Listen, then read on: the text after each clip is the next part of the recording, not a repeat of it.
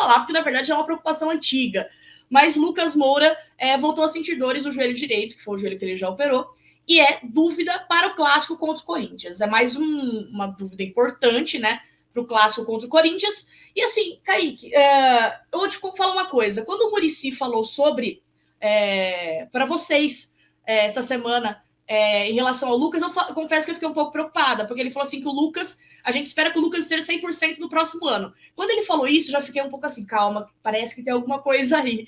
Então, agora o Lucas, ele não tá treinando, né, tá fazendo controle de carga e é dúvida para o clássico contra o Corinthians. O que você acha? Você acha que faz muita falta realmente o Lucas, se ele for desfalque contra o Corinthians? Ele que vinha atuando nesses últimos jogos aí do São Paulo, faz muita falta? Te surpreende ele novamente sentir essas dores e ficar de fora? Acho Talvez, que faz falta demais.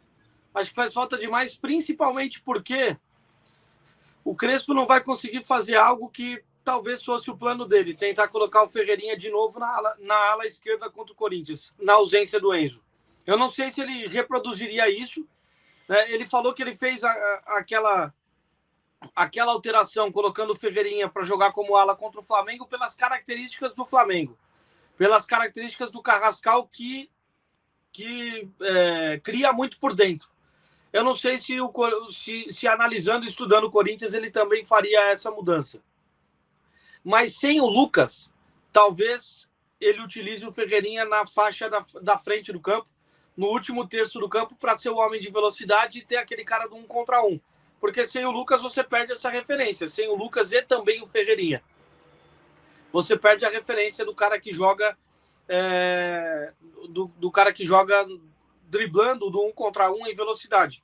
Então, acho que são dois problemas em um só, se o Lucas estiver fora. Acho que faz muita falta.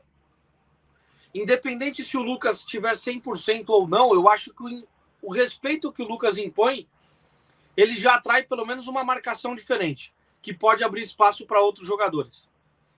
Enfim, vamos ver qual é a solução que o Crespo vai utilizar. Mas vou falar para vocês. Talvez a função mais ingrata do futebol em 2025 seja a função do quarto árbitro que vai apitar jogos de Abel Ferreira, jogos de Zubeldia, jogos de Luciano, de Daverson, de Hulk. Mas o que a função do Crespo tem sido insalubre é brincadeira. Ele não consegue repetir uma escalação. Ele tem problema toda semana. É por isso que você percebe na coletiva a cara dele de abatimento, né? É impressionante. Coisas incríveis acontecem todos os dias no São Paulo, reproduzindo a frase dele. E é a mais pura verdade, cara. É impressionante. Em outros clubes você vê o noticiário, né? Ah, fulano de tal machucou a posterior da coxa. Fulano de tal teve lesão no adutor. Pô, lesão normal para futebol. No São Paulo, não.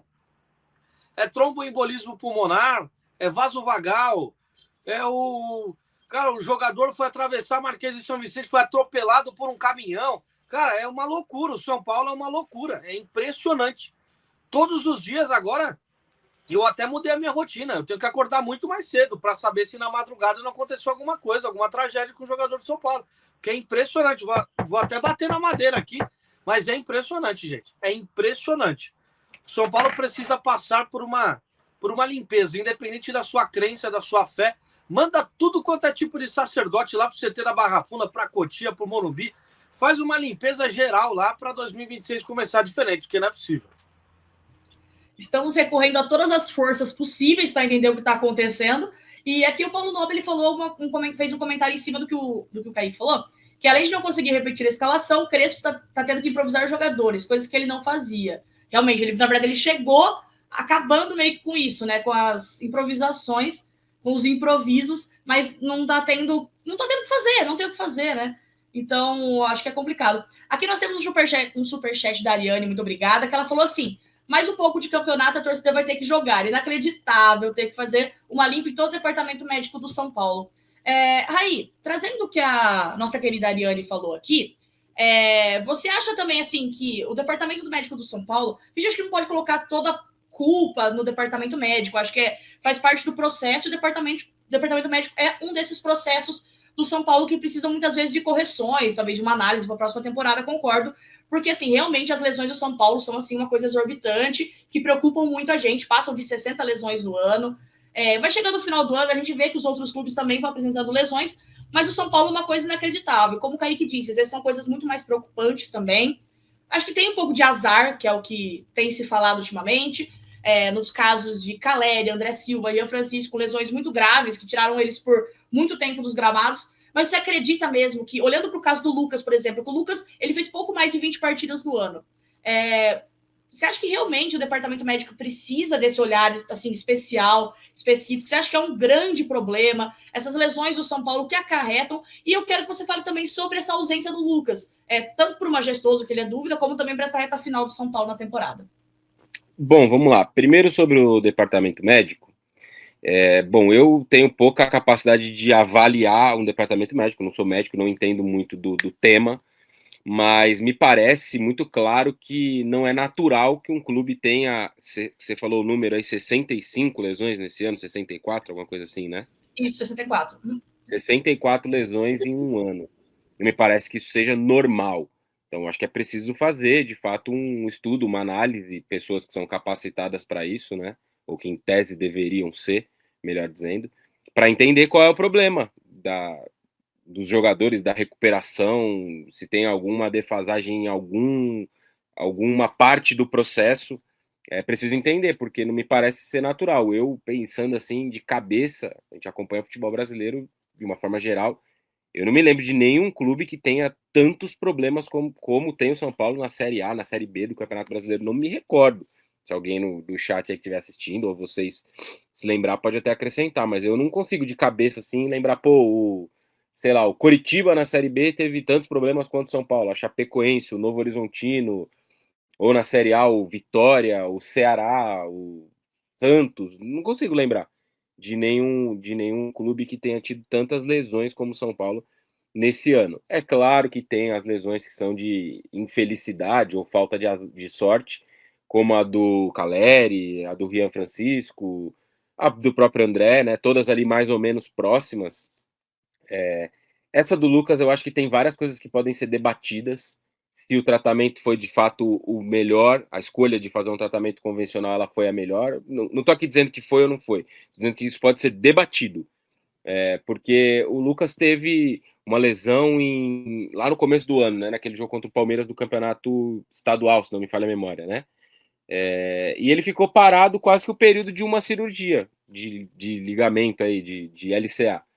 Tirando um período que ele voltou, jogou 2 partidas ali no meio do ano contra a Alianza Lima e Fortaleza, e depois ele ficou um tempão fora de novo, então deu quase que o tempo dessa recuperação. Será que se não tivesse sido feita uma cirurgia, ele não teria uma resposta melhor? Eu não sei, não sou especialista em joelho, em medicina, como disse. O São Paulo tem, o Lucas especificamente nesse caso, eu sei que teve o acompanhamento de um médico muito competente, que é o Dr. Moisés Cohen, é um especialista há muitos anos, né, de joelho, enfim, já operou grandes jogadores. Até aqui na Jovem Pan, o Vampeta é muito próximo dele e na época comentou com a gente que ele era um ótimo, um excelente profissional nesse sentido. Acho que o Kaique fez uma entrevista com ele também lá na Transamérica, ouviram ele em algum momento. Então, não tenho dúvida de que é um bom profissional cuidou do joelho do Lucas, mas tenho dúvida se o tratamento foi de fato mais adequado e acho que é uma decisão difícil mesmo, né? Opera, não opera. Raí, desculpa te cortar rapidinho, só para poder te dar mais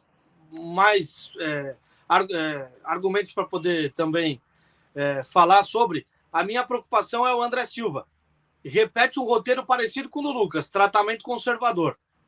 Mas aí, pelo que eu soube, pelo clube e pelo Dr. Moisés Cohen, estava nas mãos do André Silva decidir o que ele queria. Ele optou por tratamento conservador. Vamos aguardar. Só o ano que vem vai poder responder. Então, tem isso também, né? Como disse o Kaique, tem, e eu ia completar no sentido de que muitas vezes também tem a decisão do cara, velho. No caso acho que aí o exemplo que o Kaique traz é excelente.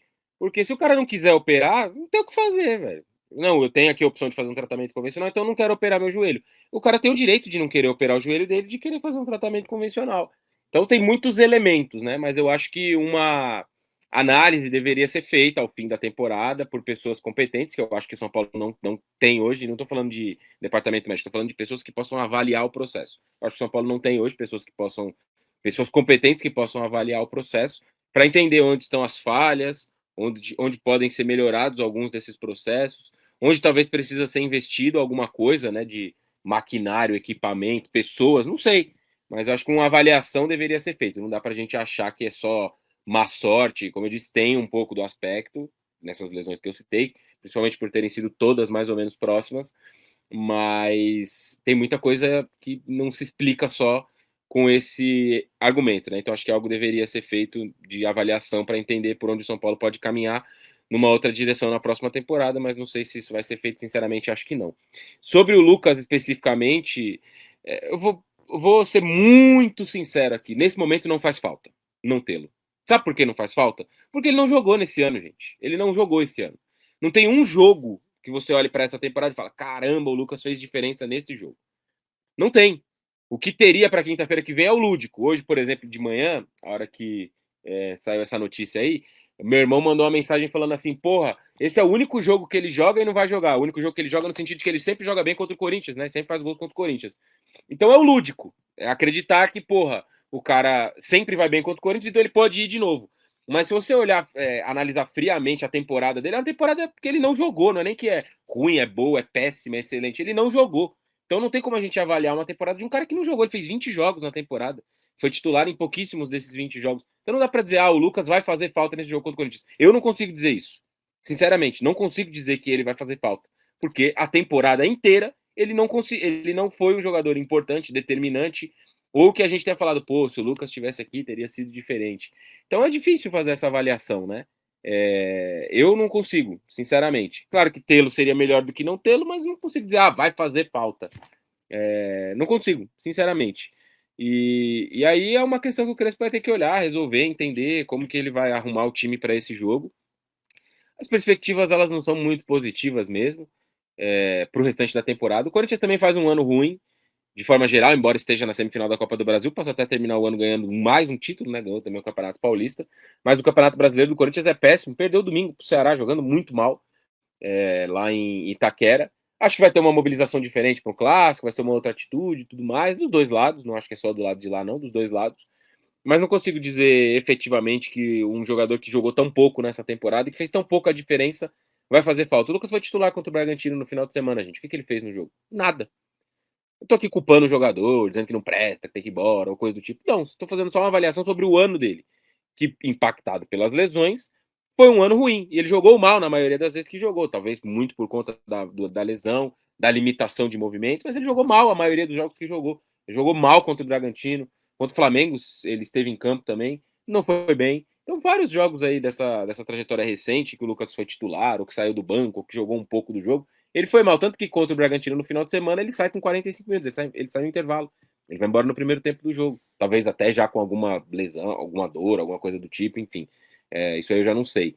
Mas a temporada dele é ruim, cara. Então não consigo estar convencido de que ele vai fazer falta nesse jogo contra o Corinthians, ou que vai fazer falta no final da temporada. Sendo muito honesto, eu acho que esse fim de ano aí são 6 jogos, né? Que faltam para o campeonato acabar para o São Paulo. São Paulo vai se arrastar nesses 6 jogos aí, tentar fazer um pontinho aqui, um pontinho ali. Não acho que esse time tem força para ficar entre os 8 primeiros, para ir para uma pré-Libertadores. E isso pode ser um pensamento que mude quinta-feira. Se ele for lá em Itaquera e ganhar o jogo, muda essa perspectiva. Mas hoje, depois do time ter perdido para o Bragantino, para mim ele não tem força para chegar entre os 8 primeiros. Tem outras equipes ali que me parecem um pouco mais inteiras para essa reta final da temporada. Botafogo parece um pouco mais inteiro, com todos os seus problemas também que teve esse ano. O próprio Bahia, com 80 jogos nas costas, parece mais inteiro que o São Paulo. Entre outros que estão ali escalando, né? O Atlético Mineiro, às vezes dá a perspectiva de que vai, às vezes que não vai, né? No jogo contra o Fortaleza, por exemplo, abre 3-1, toma um empate. Então, é um fim de campeonato onde está todo mundo muito próximo, muito embolado, mas eu não tenho muitas perspectivas positivas para o São Paulo, não, Vá.